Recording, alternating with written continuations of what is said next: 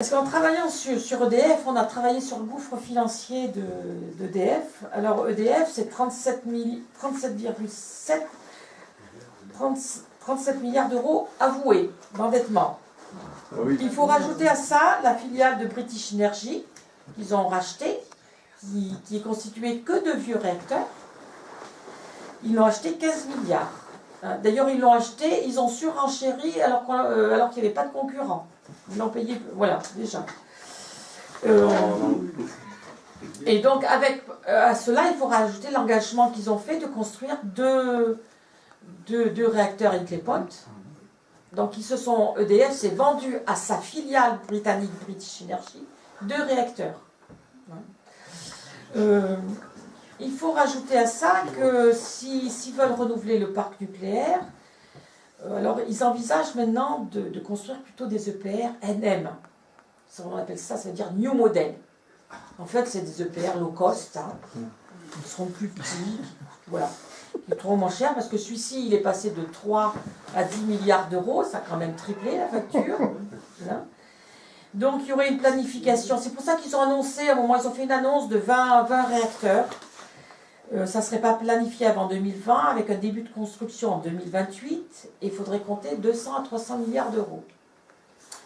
Le rafistolage des vieux réacteurs, c'est au moins 55 milliards selon EDF, et la Cour des comptes a dit plutôt 100 milliards.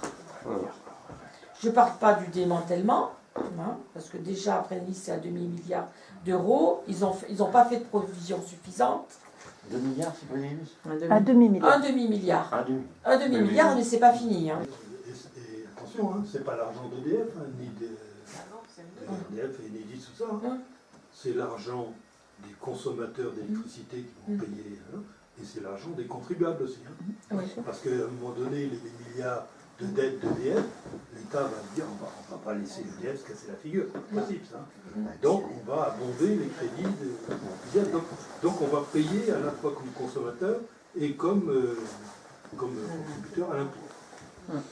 Ça condamne totalement le programme de fonctionner autrement qu'avec du nucléaire. Ça il faut bien être conscient. Le plus dur a été fait. Maintenant, on récolte l'argent, on produit de l'électricité à très peu. On détruit tout, mais on produit à très peu. Ouais, mais le vrai coût du nucléaire, le vrai coût est plus cher. Mais néanmoins, eux, ils ramassent plein d'argent en produisant comme ça. À long terme, on a sous-estimé ce que ça va coûter. C'est sûr, parce qu'on ne parle pas du démantèlement et on ne sait pas où. Et ni des accidents. Nos enfants, nos petits-enfants vont nous bénir. Hein. C'est oui. une irresponsabilité totale. Incroyable. Ah oui, moi j'avais écrit un petit article, nos enfants iront cracher sur nos tombes. Hein.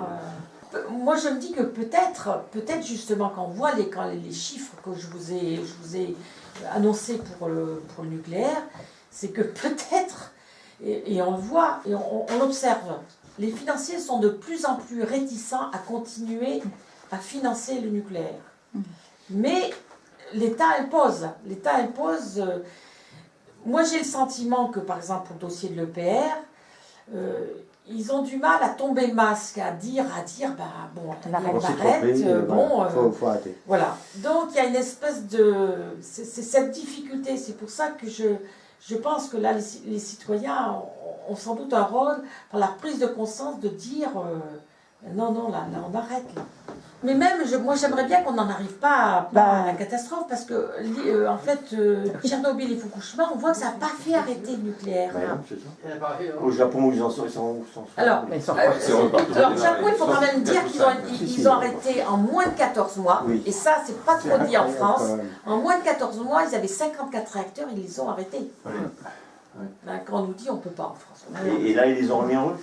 Ils en ont remis que 5 réacteurs, et difficilement, je peux vous dire. Parce qu'il y a eu une mobilisation de la population, et même des décisions, j'ai vu au tribunal, qui ont fortement retardé. Les 3 quarts. Les 3 quarts ont plus de 30 ans. Non, les 3 quarts ont plus de 30 ans. Elles ont été prévues que pour 30 ans. On parle souvent de durée de 40 ans, mais elles ont été prévues que pour 30 ans. Elles étaient toutes construites au même moment. Oui, à peu près. Qu'est-ce que ça veut dire plus de 30 ans? Ça veut dire que l'acier n'a pas été prévu pour tenir plus. Hein. Et l'acier, il est très malmené par la réaction nucléaire. C'est pour ça qu'on parle de fissures dans les cuves. tout et tu suis. Oui. Moi, je dois dire, je ne suis pas ça Oui. de près. Ouais. Mais c'est quoi les prochaines échéances? Enfin, c'est quand? Pour qu'on Alors, puisse se dire, ah tiens, en fait, mais là, il faut qu'on soit attentif. Alors, les prochaines dates qu'on a, on a le 15 mars, on a la venue de l'ex-premier ministre japonais, celui qui était ministre quand il y a eu la catastrophe de Fukushima, qui s'appelle Naoto Kan, et qui est devenu, comme Gorbatchev après Tchernobyl, qui est devenu anti-nucléaire.